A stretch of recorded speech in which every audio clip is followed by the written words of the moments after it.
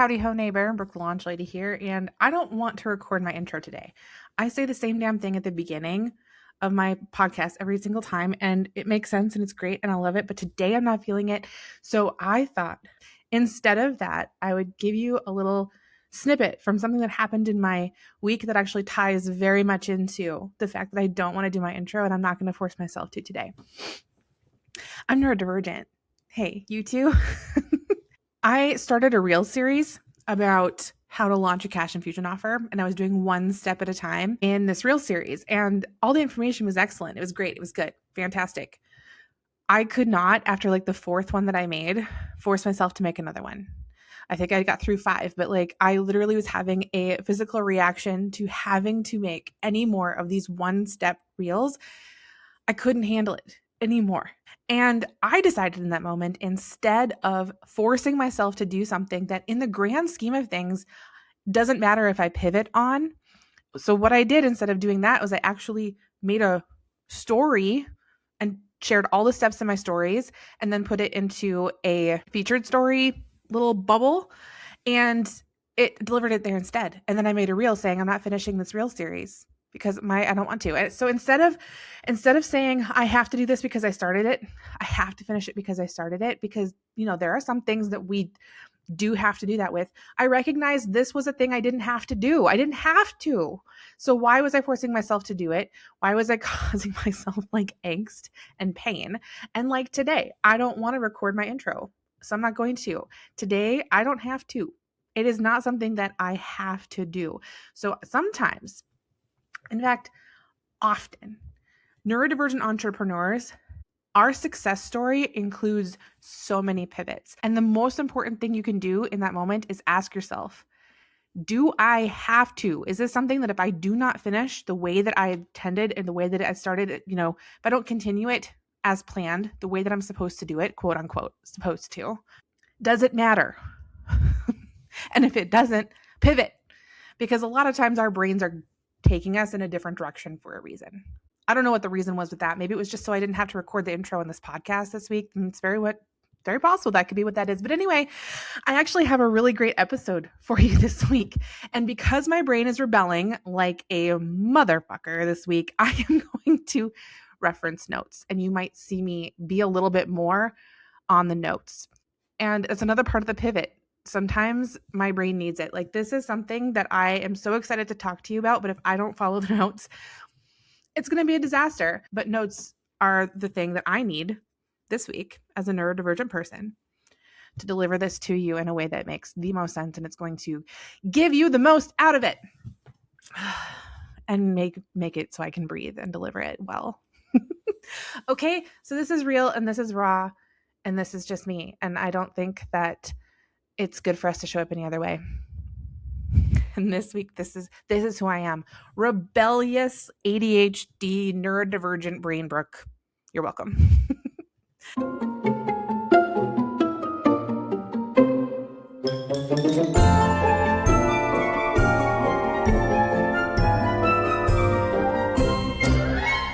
So today I want to talk about launching your podcast. And we have talked about this before on this podcast, but I want to deliver it to you in a way where I can give you some tactical tips as well. This podcast is like super realistic. It's not meant to be intimidating by any means because launching a podcast is very realistic for each and every one of you who are listening right now. It's an incredibly realistic thing. And launching a podcast is such an amazing thing for neurodivergent brains because we get to show up as our full selves. We get to express ourselves in more than just 2,200 characters. We get to show up in our authority and people get to see us as we are. It creates depth and trust, and it's a space that allows us things social media just can't. So how do we launch a podcast realistically? How does this go? What do we do? All right. We want to clarify the vision a little bit. And I want to invite you to do these steps in whatever way your brain wants to do it. That's the cool thing about the launch maps that I do for people. They're set up in a way that I literally followed through them in my brain and the way that it works for me. And while some things need to be done before another thing can be done, they're literally set up with checklists so that you can pick the thing that makes the most sense for you to do now, because your brain works differently every single day, right? Today, my brain is rebelling against anything creative, but I can do like tactical stuff, right? Or, sometimes it's the opposite. So that's the way that I create these maps. And below is this map. So in the show notes is this map, and you can grab it there and follow it that way as well. But do it in whatever way your brain wants to. Allow your brain to do this however it wants to. But step one, or the first step we're going to talk about is clarifying your vision. And so some of the questions that I ask, that you want to ask yourself before you start a podcast, you don't have to have the fully formed answers. Don't think you have to have this perfect when you start, but it's good stuff to ask. It's good stuff to ask. So the first thing is, what is your podcast really for? Is it to create some thought leadership? Do you want to build client trust and authority in your niche? Do you want long-term ecosystem building? Like why do you want a podcast? What do you want your podcast to accomplish for you? And think about that and decide what that is, because it makes a difference in how you show up, I think. When you know what you want your podcast doing for you, then it gives you a reason to show up in it every single week when you have that really clear. The next is, who do you want to talk to and how do you want them to feel when you talk to them? Me, my friend, I want all the neurodivergent entrepreneurs to come on here, and I want them to feel like they can be fucking normal in their business as an entrepreneur. They can be like me this week, where my brain is like a scattered and friggin' nightmare. They can be really professional and still be a mess, quote unquote, a mess in our brains. Our brains are different and unique, and we just don't show up the same way all the time. Oh man, a tangent just came. Okay, we're going to stay on task. But basically, yeah, we can show up we can be professional and be ourselves at the same time, because professional is as you perceive it.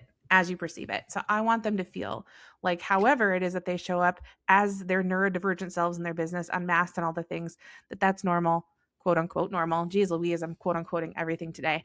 Because I hate, there's so many words that just aren't good words. Normal's one of them. And supposed to, also terrible phrase. Anywho, I digress.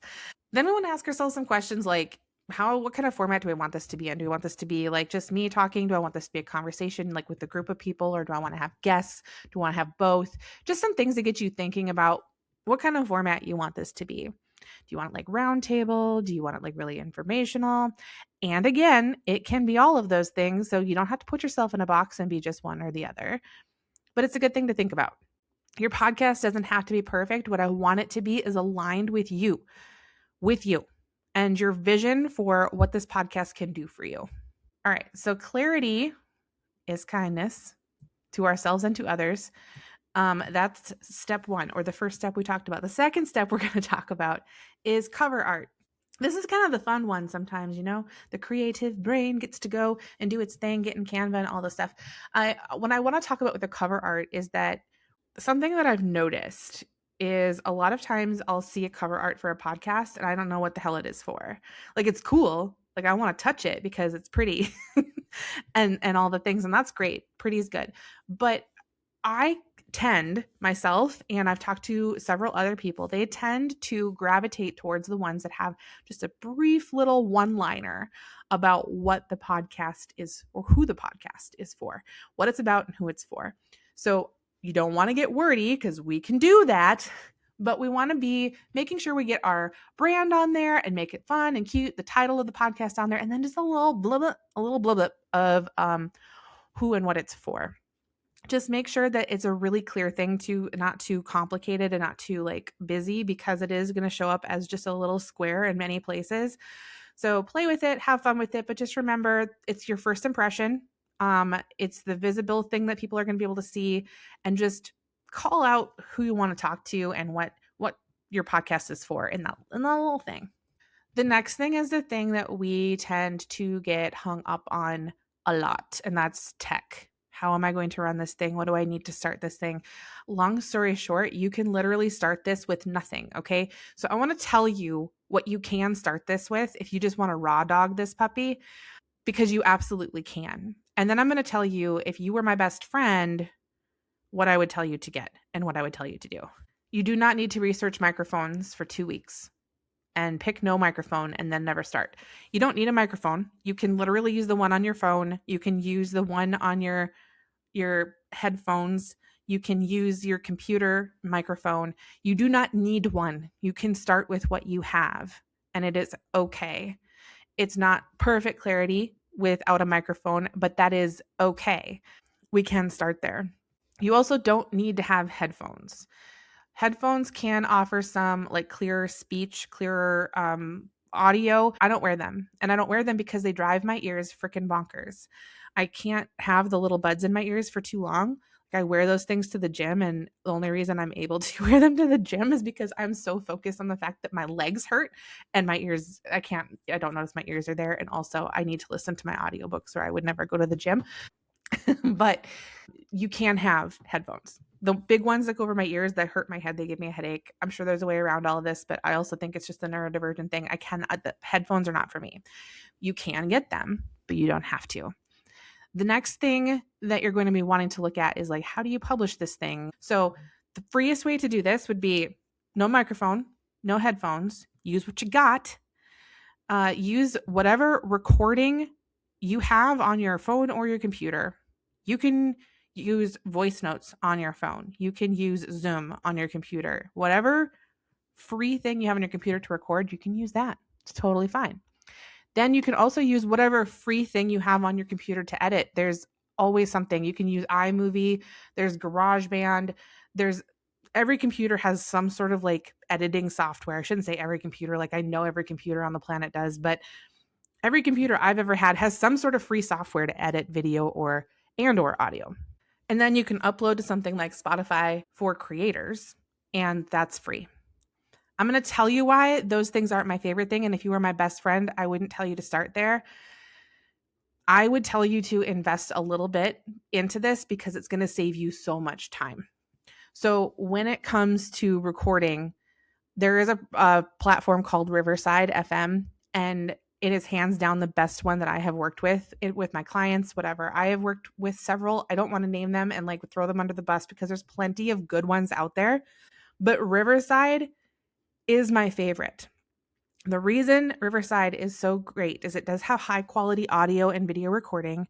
It also offers editing right there. It has really good AI for editing, and then you can just kind of go in and tweak it. So it saves you a lot of time in editing, and hands down has the best short clips AI. So what I mean by that is it'll take your podcast and it'll find several clips inside of it that would be good for reels or short form video, wherever you want to put it, YouTube, TikTok, whatever.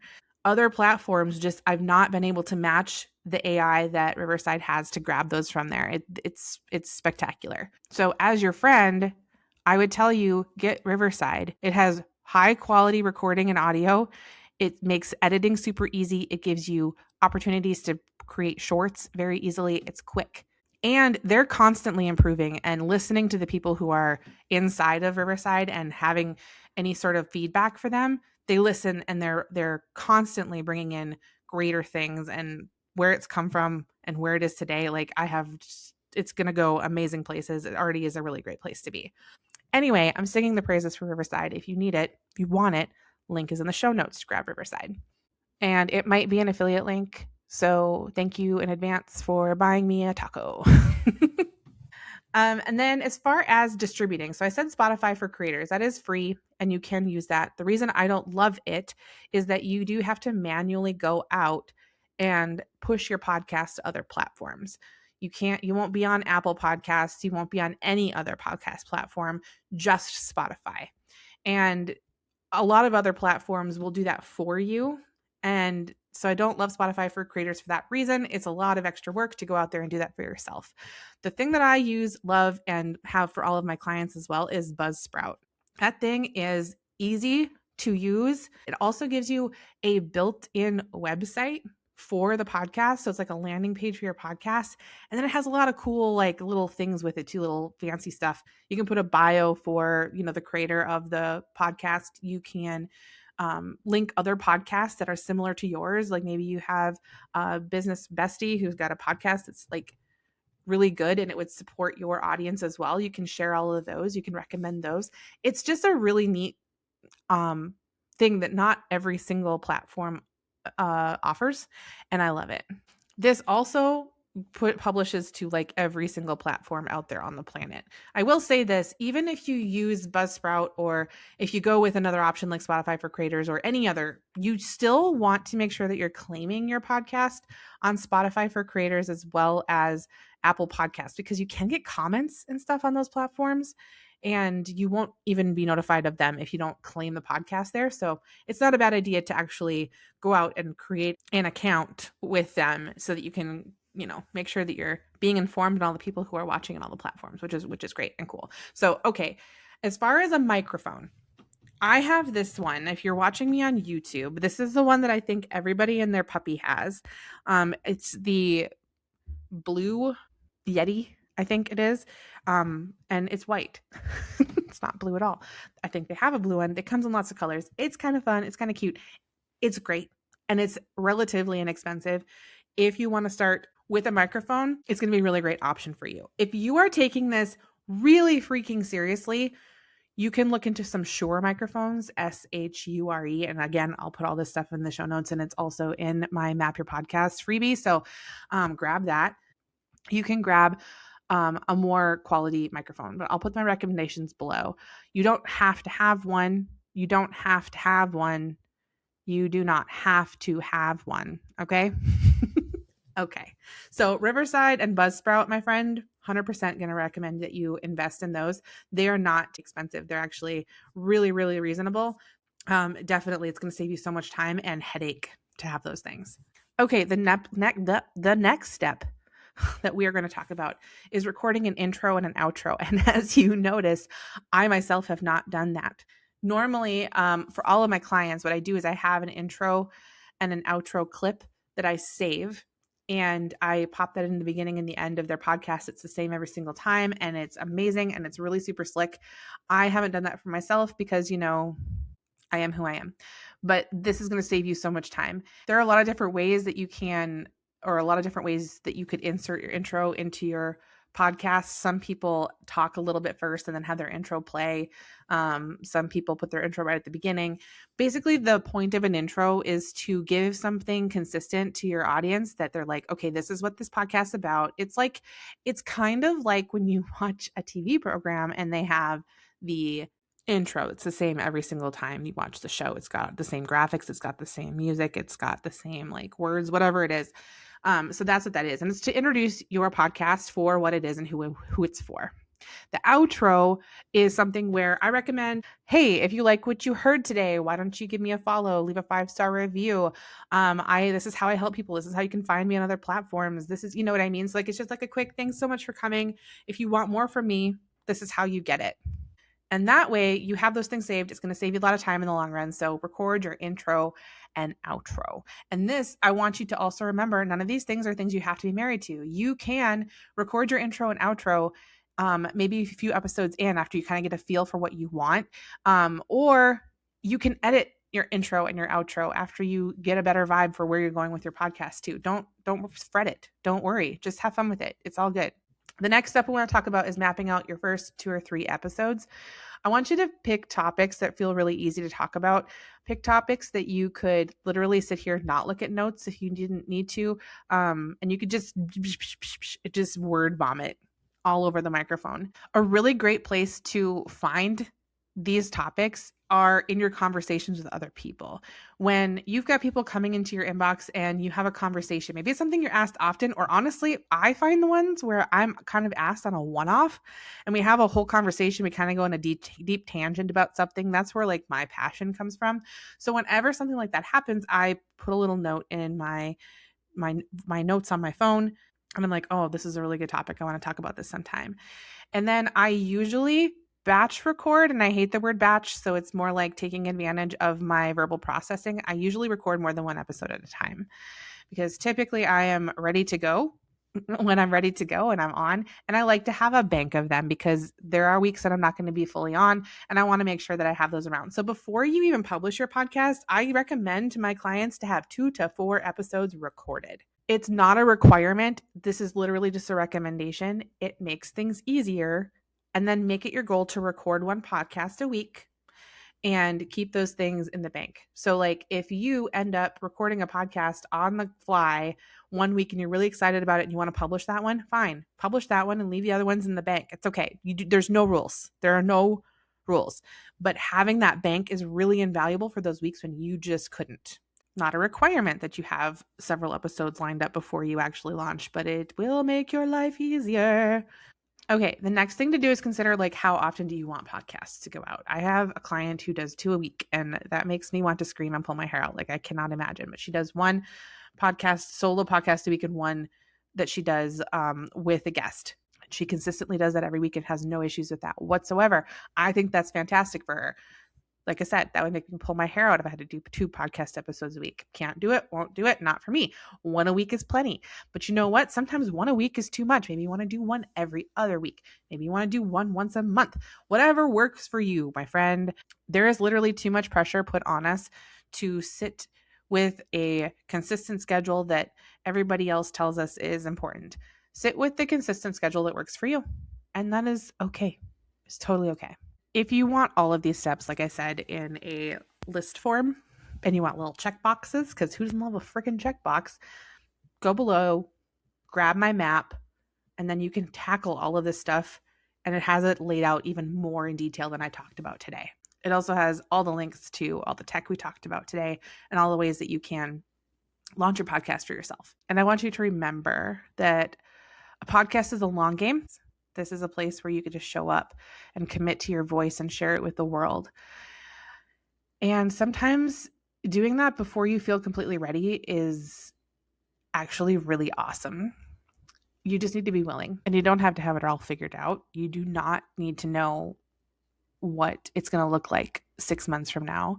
You just start and you let it evolve, because as neurodivergent minds, as you know, we're constantly evolving and learning things about ourselves and finding ways that work best for us. So allow yourself to play with this, to dip your fingers into it, dip your toes into it, your left butt cheek, whatever it is you want to dip in there, and have fun. Create, show up as your full self, verbal process the heck out of this, and take advantage of this platform that's going to feel really, really comfortable for you because you just get to talk it all out. The byproduct is people get to see you as you really are. People get to see how you work, what it would be like to be in your circle, and you get to grow your audience this way. And this is a new and exciting way. It's so different from social media. And I think we're all really tired of that shit, right? We do it because we have to. This we get to do for fun because we want to. So like I said, when you're willing, I'm not going to say when you're ready, when you're willing, let's start a podcast, okay? Launching your podcast could be one of the most regulating, confidence-building things that you ever do for your business. So you don't have to do it alone. I'm here for you. Check out the show notes. All the stuff you need is in there, and how to get in touch with me. Okay? Okay.